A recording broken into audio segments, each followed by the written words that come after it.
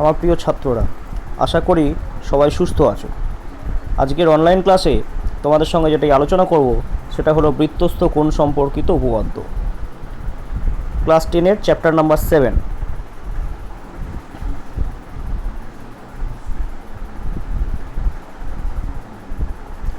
প্রথমে 34 নম্বর উপপাদ্যটা নিয়ে আলোচনা করি। দেখো, উপপাদ্যের বিষয়টা হচ্ছে কোনো বৃত্তের একটি বৃত্তচাপ দ্বারা গঠিত সম্মুখ কেন্দ্রস্থ কোণ ওই বৃত্তচাপের দ্বারা গঠিত বৃত্তস্থ কোণের দ্বিগুণ। তাহলে আমাকে এখন জানতে হবে কোনো বৃত্তের সম্মুখ কেন্দ্রস্থ কোণ বলতে কী বোঝায়, আর ওই বৃত্তচাপ দ্বারা গঠিত বৃত্তস্থ কোণ বলতে কী বোঝায়। এই দুটো কথা, কেন্দ্রস্থ কোণ আর বৃত্তস্থ কোণ, এই দুটোর মান জানতে হবে। ঠিক আছে, দেখো এখানে একটা বৃত্ত দেয়া আছে। বৃত্তের কেন্দ্রটা কোথায় ধরলাম, এই কেন্দ্রটা হলো ও। তাহলে এখানকার যে কোনো দুটো পয়েন্ট নাও, যদি এ নিই আর পি নিই তাহলে এপি হলো বৃত্তচাপ। অ্যাকচুয়ালি বৃত্তচাপ বলতে গেলে দুটো পয়েন্ট নিতে হয়, কিন্তু মাঝখানে একটা পয়েন্ট দিতে হয়। যাই হোক, এখানে এ নিলাম আর বি নিলাম ধরো, তাহলে এপিবি হলো বৃত্তচাপ। এইভাবে লিখবো, বৃত্তচাপকে সবসময় এইভাবে লেখা হয়।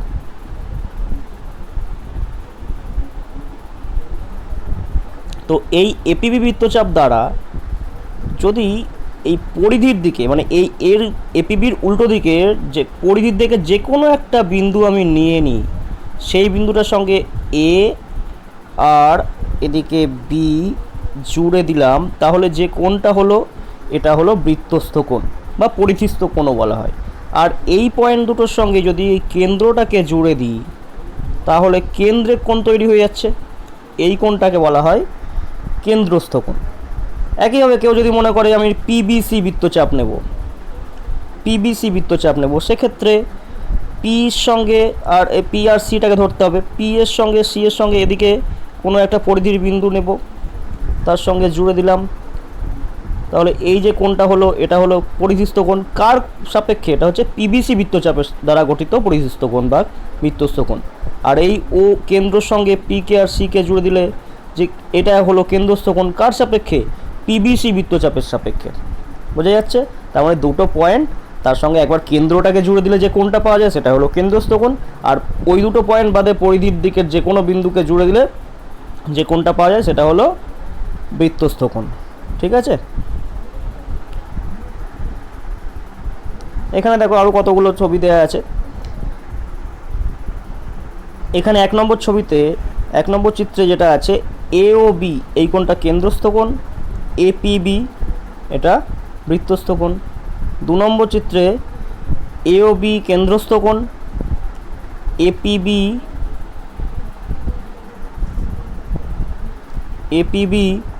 এটা বৃত্তস্থ কোণ। এটা কার সাপেক্ষে? এ কিউবি বৃত্তচাপের সাপেক্ষে। 3 নম্বর চিত্রে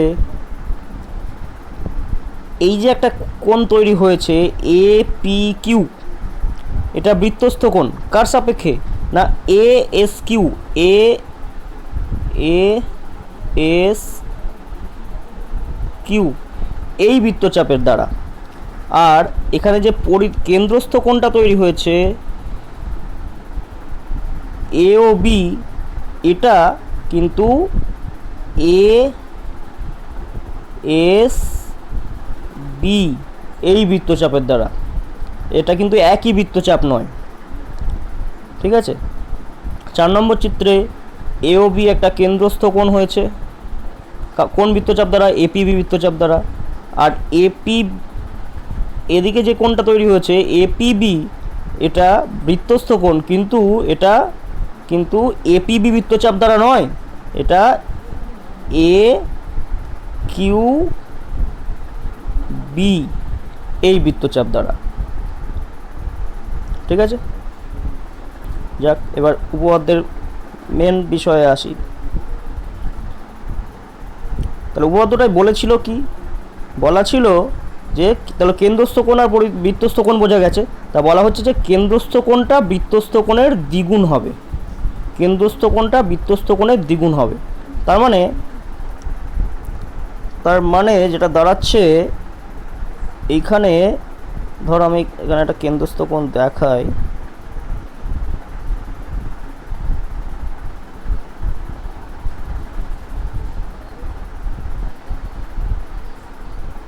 এটা কেন্দ্রস্থ কোণ। এই কোণটার মান যদি 120 হয় তাহলে এটা হয়ে যাবে 60। আবার যদি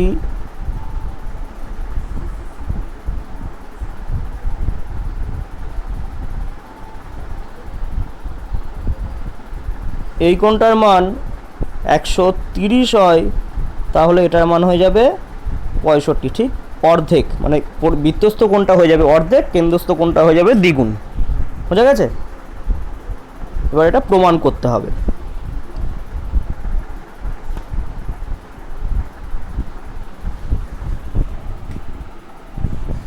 তা প্রমাণ করার জন্য দেখো একটা বৃত্ত আঁকা হয়েছে, বৃত্তে এপিবি বৃত্তচাপের ওপর এই হচ্ছে কেন্দ্রস্থ কোণ, এই হচ্ছে কেন্দ্রস্থ কোণ, আর এটা বৃত্তস্থ কোণ। কেন্দ্রস্থ কোণটা কি? Angle AOB. বৃত্তস্থ কোণটা কি? Angle ACB. কি প্রমাণ করতে হবে না এওবিটা এসিবির দ্বিগুণ, তার মানে অ্যাঙ্গেল এওবি সমান 2 ইন্টু এসিবি। এবার এটা প্রমাণ করব কি করে? এই কোণটার সঙ্গে এই কোণটার কোনো সম্পর্কই তো পাওয়া যাচ্ছে না। সম্পর্ক পেতে গেলে আমাদের একটা ত্রিভুজ নিয়ে আসতে হবে, এখানে কোনো ত্রিভুজও নেই। তাহলে কিছু অঙ্কন করতে হবে। কি অঙ্কন করব? অঙ্কন করব এই যে সি ও জুড়ে দিয়ে ডি পর্যন্ত বর্ধিত করবো, মানে এটা জুড়ে একটা নাম দিলাম ডি। সি আর ওকে জুড়ে দিয়ে একটু বাড়িয়ে দেওয়া হলো, ঠিক আছে, এইটার মতো। এবার এই যে এখানে যে ত্রিভুজটা হয়েছে, দুটো ত্রিভুজ পেয়ে গেছি। কি কি ত্রিভুজ পেয়েছি? ত্রিভুজ পেয়েছি এ ও সি। আর কি ত্রিভুজ পেয়েছি?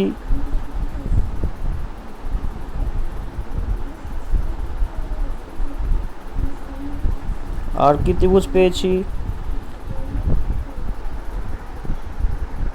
বিওসি। ঠিক আছে?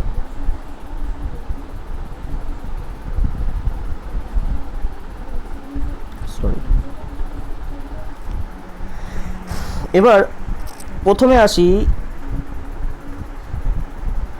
ত্রিভুজ এ ও সি। এওসি ত্রিভুজে এটা কি ধরনের ত্রিভুজ? দেখো এই বাহুটা আর এই বাহুটা দুটোই সমান হবে, সমান তো হওয়া উচিত, কারণ এটা একই বৃত্তের ব্যাসার্ধ। তার মানে এটা এই যে এওসি ত্রিভুজটা সমদ্বিবাহু।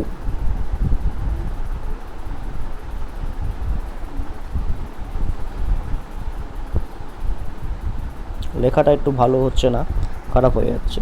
যাই হোক, এটা সমদ্বিবাহু ত্রিভুজ।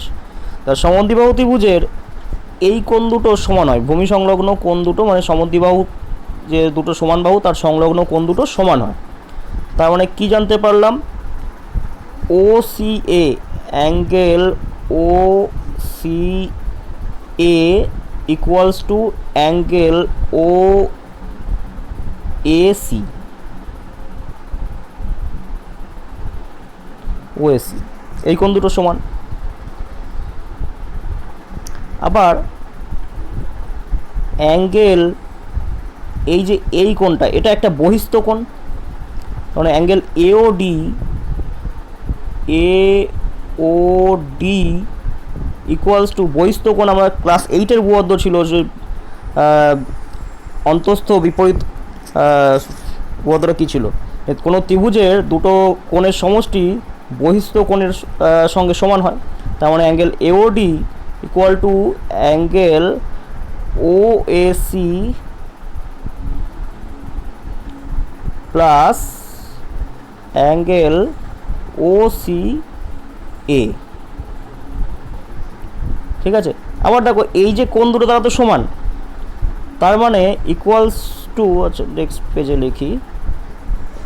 তার মানে কী জানতে পারলাম, অ্যাঙ্গেল এওডি, এই যে এই কোণটা এই দুটো কোণের যোগফলের সঙ্গে সমান হয়েছিল, আর দুটো কোণ আবার সমান, তাহলে কি দাঁড়ালো, এই কোণটা হচ্ছে 2 ইন্টু অ্যাঙ্গেল ও সি এ, তাই তো, 2 ইন্টু অ্যাঙ্গেল ও সি এ, এই কোণটা এটার ডাবল। আবার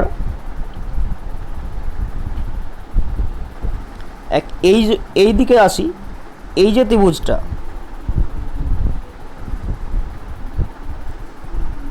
ও বিসি, এটা কি ধরনের ত্রিভুজ, এটাও সমদ্বিবাহু ত্রিভুজ, কারণ কি এইটার সঙ্গে এইটার সমান, একই বৃত্তের ব্যাসার্ধ সমান হলে এই কোণটা আর এই কোণটা সমান হবে, তার মানে angle O BC equals to angle O CB, sorry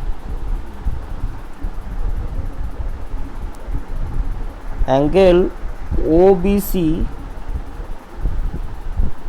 equals to angle O CB.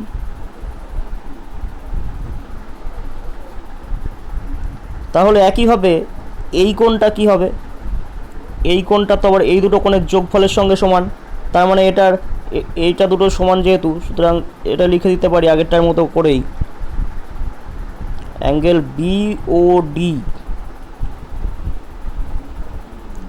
সমান 2 ইন্টু অ্যাঙ্গেল ও সিবি। বোঝা গেছে? তাহলে এই কোণটা এইটার ডাবল, আগের বার পেয়েছিলাম এই কোণটা এইটার ডাবল। এবার কি করব, এই আমার তো দরকার এ ও বি, তাহলে এ ও বি কী করে পাবো, এইটাকে আর এটাকে যোগ করলে এ ও বি পেয়ে যাব, দেখি কি হয়।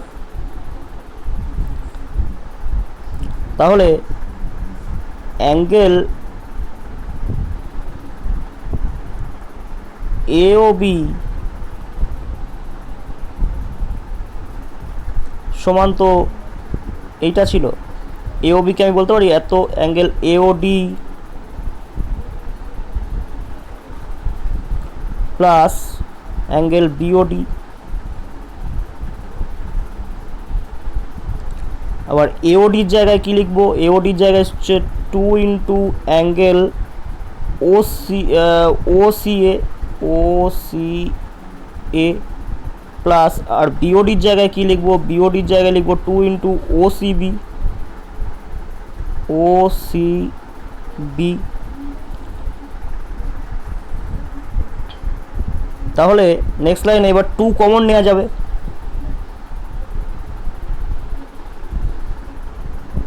ইকুয়ালস টু 2 কমন নেওয়া যাবে, O C A plus O C B equals two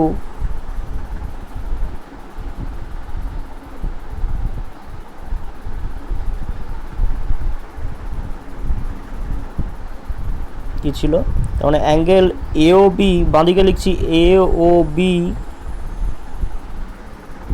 equals to 2 into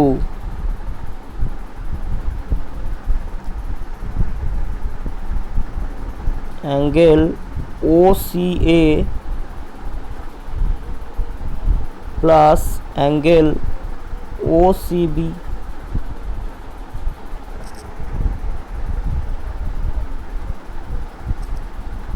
তার মানে 2 ইন্টু এই ওসিএ আর ওসিবি তাকে যোগ করলে কি পাবো, এই পুরো কোণটা পেয়ে যাব, পুরো কোণটা হয়ে যাবে, তার মানে ACB 2 into angle A C B, এটাই প্রমাণ করতে বলা হয়েছে। দেখো, অর্থাৎ প্রমাণ হয়ে গেল যে এ ও বি সমান 2 ইন্টু অ্যাঙ্গেল এসিবি। ঠিক আছে, এটা গেল কত নম্বর উপপাদ্য?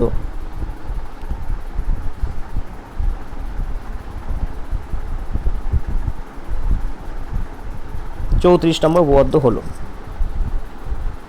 এই উপপাদ্যটা যদি ভালো করে শেখা থাকে, এর পরে আরও দুটো উপপাদ্য আছে, সেগুলো কিন্তু খুবই সহজ হবে। কেমন দেখো, এর পরের উপপাদ্যটা কি আছে?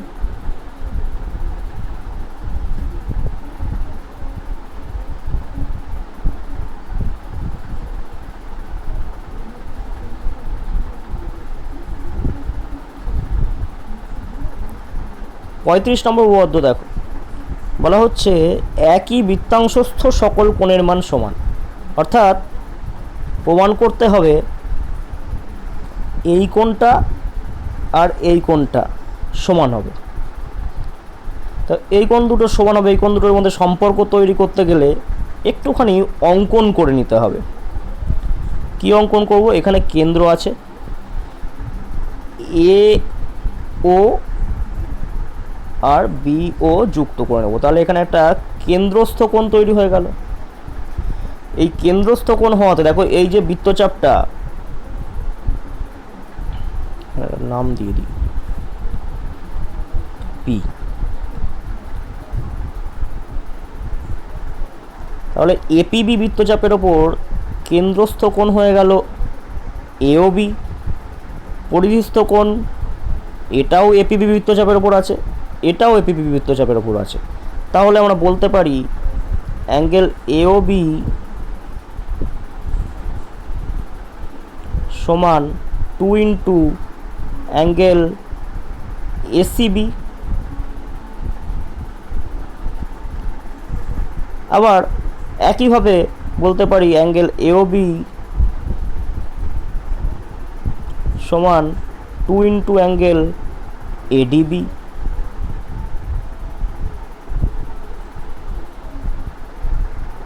তা দুটোই তো একই, এওবি, অর্থাৎ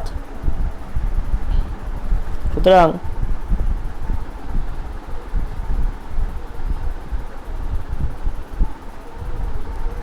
অ্যাঙ্গেল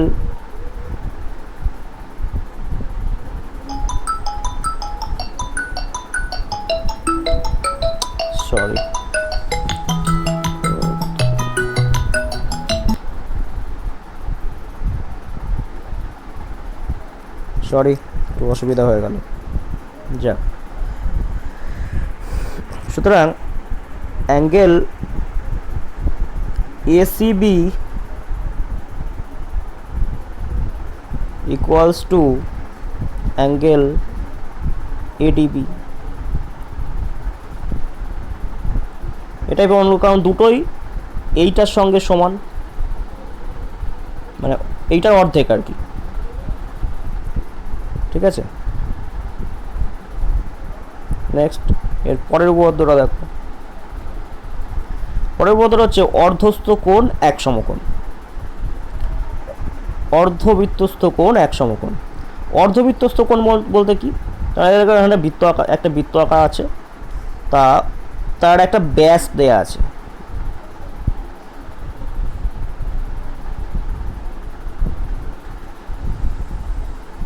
এটা এ, এটা বি, এটা ও। তা এই এবি ব্যাসের যে কোনো একটা দিকে যে একটা পয়েন্ট নাও, ধরলাম পি, তাহলে যে কোণটা তৈরি হয়েছে এইটাই হচ্ছে অর্ধবৃত্তস্থ কোণ। তাহলে আমাকে দেখাতে হবে অর্ধবৃত্তস্থ কোণ এক সমকোণ। এক সমকোণ মানে কত? 90 ডিগ্রি। এবার এখানে আমি যদি বলি এ ও বি, এখানে তো আর কোনো বৃত্তচাপ নেই, এখানে কিউ মনে করলাম, এ কিউ বি বৃত্তচাপের ওপরে কেন্দ্রস্থ কোণ কত? কেন্দ্রস্থ কোণ দেখা যাচ্ছে? দেখা যাচ্ছে না, এই সরল রেখা, এটা সরল কোণ আর কি। কেন্দ্রস্থ কোণ হচ্ছে অ্যাঙ্গেল এ ও বি। তাহলে এ ও বি কার ডাবল? 2 ইন্টু এপিবি দ্বিগুণ হবে আগের সূত্র, আগের উপপাদ্য অনুযায়ী 2 into angle A P B. এবার এওবি মানে কত? সরল কোণকে কত ডিগ্রি বলা হয়? 180 ডিগ্রি বা 2 সমকোণ। সুতরাং 2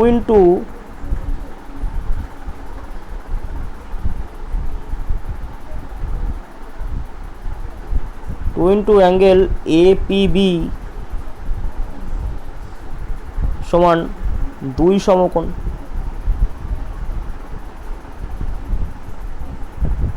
তাহলে অ্যাঙ্গেল এপিবি সমান 1 সমকোণ।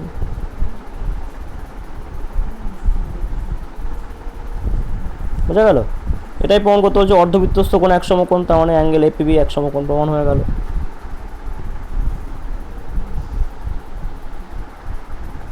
তাহলে এই অধ্যায়ে যে 3টে উপপাদ্য ছিল 3টে উপপাদ্যই দেখানো হলো। এবার এর প্রয়োগগুলো আরেকদিন আলোচনা করা